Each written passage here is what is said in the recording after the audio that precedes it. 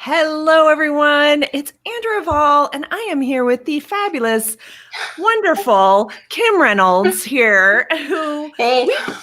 we've known each other for a long time, too. Actually, we didn't talk about that before, but we've known each other a long time. Oh, yeah. Yeah, working together at Social Media Examiner, conferences, like all kinds of stuff. We've been connected a long time. So it's super fun to I feel like I don't with no conferences happening or Yeah. looks like who knows when they'll happen again. This has been fun to talk to people like live, sort of. I get a little bit of feeling of connection again. So I agree. 100%. So awesome. So Kim she's at kimreynolds.com. She has been running ads for a long, long time. You've worked on a lot of different projects, worked on Yeah. Social Media Examiner's events. You've worked on incredible movies and cool projects. So tell us a little bit about your business and how you got started. Okay. Well, I'll just start out by saying I've been very blessed with the projects I've been able to work on, and I'm very grateful for that. It makes all the difference in the world, good, strong projects. But I started out with my own website, and started out a long, long, long time ago doing e-commerce for myself. I had my own website, and I was selling products and doing a lot of Google ads. Yeah. But Facebook wasn't a thing yet. And then I had my sixth baby and and just decided to stay home for a little while. And then I got a little bored and went back and started another website that was, if you've ever heard of like About Me or one of those where it has all of your social profiles aggregated. Right. Well, I started a site like that called Quicker Me, and it was with QR codes. Okay. And so I was really into QR codes. And so I started advertising because I wanted to promote my own project. Uh-huh. And that didn't work out so well. I really needed investors and something to make it go big and be competitive, which I didn't have. So instead, I started doing social media for other people and taking everything that I learned and applying it and helping others. And that actually was way more satisfying to me. I love helping people with their projects. Yeah. Yeah. It is awesome to help make a huge difference with a client, and it's just super fun. And and then, if you've got then they're investing the money. Exactly. Yeah. Hey, Rachel. Rachel's joining us. Hey, good to see you, Rachel. Hi, Rachel. So that's awesome. And then you worked for a Social Media Examiner for a while and doing 6 years. 6 years. Yeah. That's amazing. Awesome. Long time. Yeah, that's super cool. So tell us a little bit about what it was like to do Facebook ads for events. What was kind of the process there? How would you tweak the ads and kind of look at the strategy for that? Right. So for the big events, the social media marketing world, that was an in-person event. So that was a little different than the smaller events that we did year round, which were virtual events. Mm-hmm. So for the big conference, it really started out running a lot of awareness ads, top of the funnel type thing, just for people that maybe weren't aware of Social Media Examiner at all, warming them up to the client, the event, website, the conference. Yeah. Just getting them over to their warming them up to Social Media Examiner itself and all of the quality that they put out. Because I have to say that even now when I need to find out something, I tend to go to Social Media Examiner to look it up. Yeah. So really top of the funnel, just warming up the audiences. And then as the conference, probably about 3 months out or so, it really switched to more conversion type ads where we're taking those warmer audiences and trying to convert them to first letting them know about the conference. Right. So introducing them to the conference and everything that it has to offer. And then about 3 months out, starting with more of the salesy pushes. Now, one thing, one thing that was a bit of a challenge is, I don't know, like your experience, but my experience with the ads was when we were able to name a specific discount that people were going to get, right, it was easier to get conversions. Yes. Because they'd see that sale and be like, yeah, well, Mike runs his conference much differently than most conferences. Most conferences, you have an early bird price. Then there's, then maybe a second, semi earlier bird price. And then you have the final price. There's usually just 3 pricing. Well, Mike changes the price every week. Yes. Then he started changing the price twice a week. Yeah. Yeah. So you can't tell a discount on a Facebook ad when it's changing twice a week. Right. Yeah, exactly. And yeah, it just gets no traction. But that's kind of a tactic that I love about what Mike does with that event, is that they have that expiring sale. And so you can kind of end up, and this is what you guys would do too, is sale ending soon, because that's always true. Right. And that can convert. And I've actually implemented that same strategy with other events that I've worked on for their Facebook ads as well. And it works well to have that deadline. People need a deadline. They need a sale price. They want to, they need that action rather than be like, oh, I'll get it next month, or I'll wait and not spend the money now. They need some sort of deadline there. So that's really good. Something to motivate them. And another interesting thing, I find it interesting, that I learned was sometimes stating how big of a discount is a negative strategy, because if somebody, like in the beginning with the conference tickets, they would be $600 off. Right. Which is fantastic. Except if you see that something's $600 off, you're expecting that it's a couple grand. Right. You think, well, how much is that? My gosh. Exactly. So it can be kind of counterintuitive. And so I found that stating a percentage off was more effective, because anybody can look at, 50% off. Wow, I'm going to jump on now. Yeah. And so that's one little that's a great tip. I learned. That is a great tip. And I just want to give a shout out to Doreen. Social Media Examiner is awesome. So I posted that earlier. So that's super cool. I love that. And then so let's talk about the movies that you have worked on, because you've helped promote some really big movies, and just what has been your strategy with that? Well, movies are kind of similar to events in that there's kind of a hard stop day when it's going to happen. Right. And it's really intense, because most people, when they're marketing a movie, they don't realize they should really start a year to 6 months ahead of time. Yeah. And most movies, you get about a 3-month lead time. It doesn't give you a lot of time to really nurture the audience, if you will. Yeah. It's kind of like, it's all cold traffic.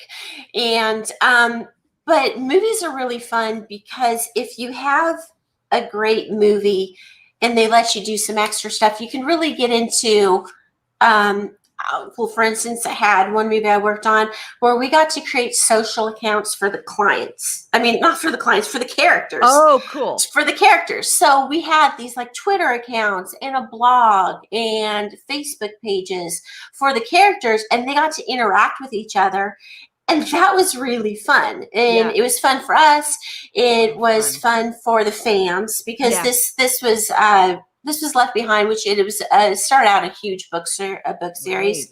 Right. In fact, it was the #1 book series fiction ever until Harry Potter came along. Wow. So there were a lot of fans, and they were very invested in the characters. Right. And so to be able to bring them to life in social media, that was awesome. That was really fun. Yeah. So, but strategy, it's really all about the targeting, and it's always about the targeting. It is so true. So true.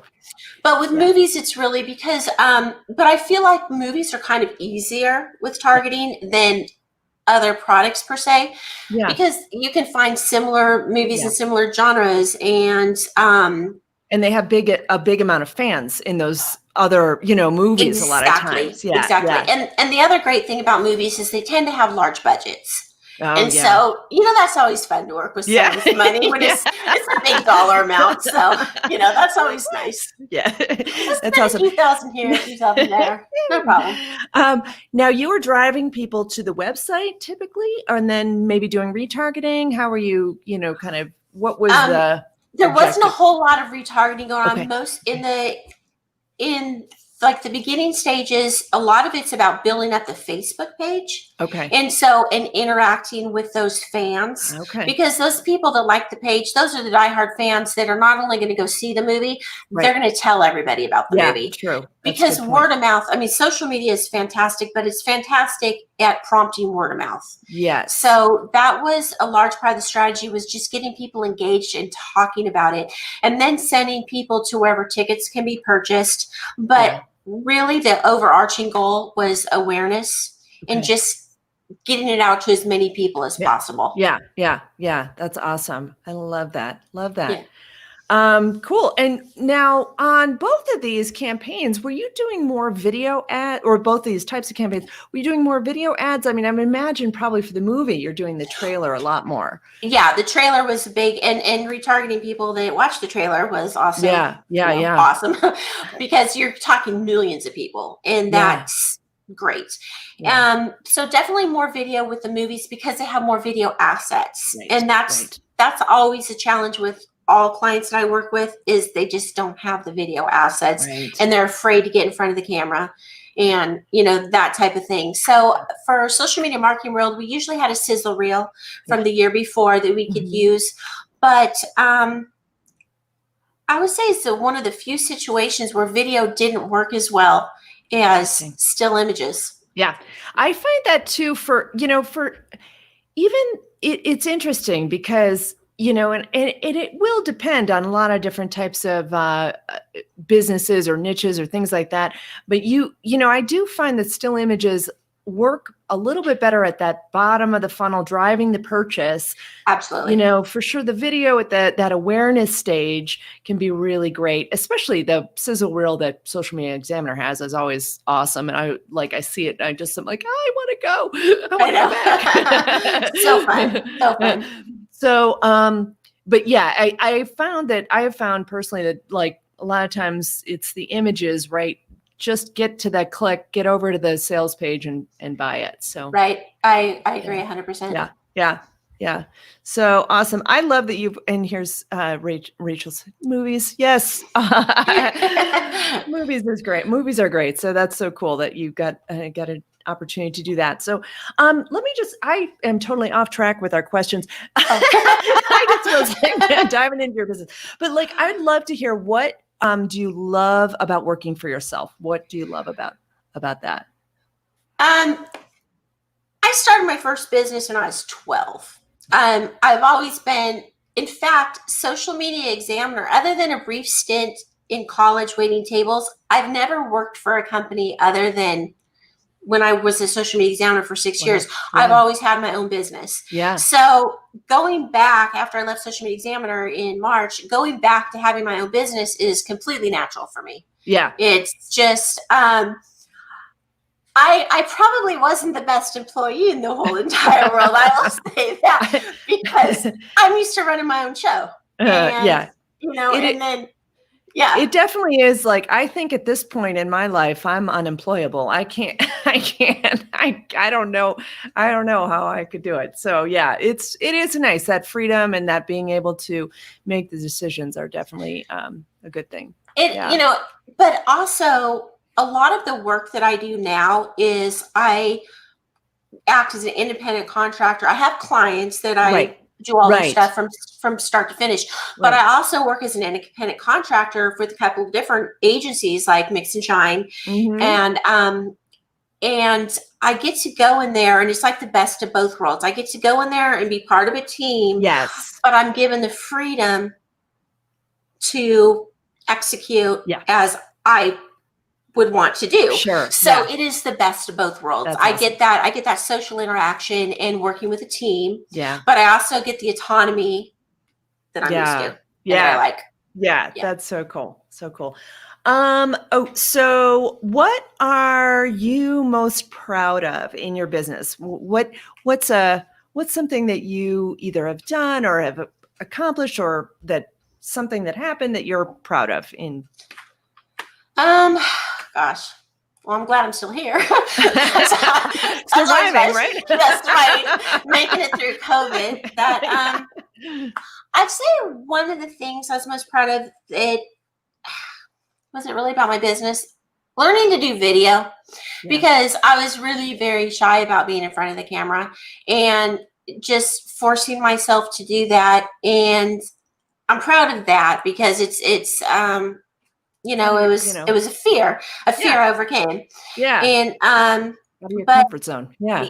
Yeah. I'd say probably the thing that I'm most proud of in my business is that from the early days, I learned to do it all. Like I couldn't hire people to do stuff because I didn't have money. Right. And so I learned to create websites. I learned to do Google ads. I learned to do Facebook ads, which I actually have to give you all the credit for that, because if it weren't for you, I wouldn't know Facebook ads. But, no joke there, serious. And but learning SEO and all of the things that I had to learn to be effective. Right. So that's probably what I wasn't afraid to jump in and learn. That's awesome. I love that. That is so great, because it's a daunting task. All that you and I know I have learned as well. Like I remember putting together my first website. I was crying. I was like, because I couldn't figure it out. It was like, I'm a pretty smart person, and this was like broke me, Well, the funny thing is, when I started designing websites for people, when I first went back to working after having my baby, my baby whose birthday is today, by the way. Oh, yeah, he's turned 13. When I first went back to work, I had to decide like what platform I was going to really dive into and learn. Was it going to be WordPress, Joomla, or Drupal? Yeah. And I mistakenly chose Joomla, not knowing that the whole world was turning to WordPress. Yeah. And so after learning Joomla, which was quite a process. Hard. Yeah, it was. It was hard. I had to jump in and learn WordPress, and thank goodness. I mean, so I picked wrong, but eventually it worked out, because I use WordPress for all my sites now. Yeah, that's awesome. That's great. So so this kind of segues into. You mentioned this before, but you've been a longtime member of my Facebook ads course. And I just want to ask, I'm asking the people I'm interviewing who are part of that community to just say what is the most valuable thing you've gotten out of that course, and that doing that. One thing that was very, very valuable was at the end, there's the quiz, the test you take. Yeah. That was super valuable, because it was validating. Hey, you actually do know something. Yeah. And so it was a way to benchmark myself against other people and know, hey. Yeah. So that was valuable. But I'd say every day, because going through all the course and learning everything was super valuable, but that's a no-brainer. Of course you're going to learn, and that's important. But being a member of the group and having the course available all the time, the most valuable thing is it gives me that confidence that if I don't know something, I know exactly where to go to find out. And just recently started running real estate ads. Oh yeah. And I was like, dang, I have never, I hadn't done this before. So I was able to go into the course, and lo and behold, you have something about running real estate ads, which was very, very valuable. Learned a couple things in that I did not know, and that have been invaluable. Yeah. So I'd say that the most beneficial thing has been that when you work and you have your own business and entrepreneur, whatever, it can be very lonely, and you don't necessarily feel like you have a lot of support. But after taking your course and belonging to the group and knowing that the course is always there, it gives me a sense of security.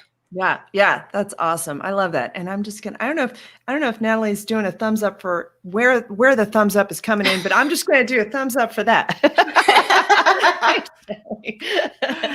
That's awesome. Okay, so where can people? Wow, that was a fast 20 minutes. So I know that was super quick. So where can people find you? Let people know. I'm going to put your where can people connect with you? Well, they can connect with me my website, which is kim-reynolds.com. Yep. I'm on Twitter at Kim Reynolds, and here on Facebook. I love to connect with people, especially from the group. I met so many smart people, and just the group is awesome. The group is awesome, and just the quality and caliber of people that are in the group is mind-blowing. Yeah, the group. I love the group. So yeah, and thank you for being a part of it. My pleasure. always appreciate your wisdom and chiming in there, and it's always great to get different perspectives on. It's a great supportive group. So cool. It is. Yay. Well, thank you so much, Kim, for joining us. This was super fun and it was really valuable for tips on all kinds of different types of campaigns. So love it. So thanks so much. Thank you. Everyone. Thanks for having me. Bye, everyone.